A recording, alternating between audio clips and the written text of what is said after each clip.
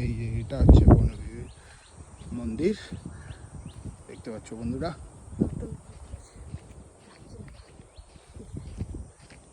এইখানটা ওখানে রাধা কৃষ্ণ আছে, দেখতে পাচ্ছ কিনা? এই দেখো রাধা কৃষ্ণ, দেখতে পাচ্ছ। এটা হচ্ছে বনবিবির মন্দির, যেই মন্দির এখন আপাতত বন্ধ আছে। এই জায়গাটা গাছে মানত ফানত করা হয়, এই যে দেখতে পাচ্ছ সবাই যে যার মতো বেঁধেছে তাদের মানত করে। আর ওইখানটা মানে একটা পুকুর টাইপের করা আছে, চলো দেখি। তো এইটা হচ্ছে ছোট্ট করে একটা পুকুর কাটা আছে ছোট ছোট ঠাকুরের বিসর্জনের জন্য।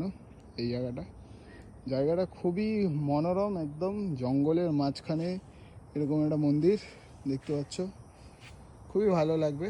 বকখালিতে আসলে অবশ্যই এই বনবিবির মন্দিরটা একবার হলেও দর্শন করে যাও, ঠিক আছে? চুলের অবস্থা দেখো, কি বলবো।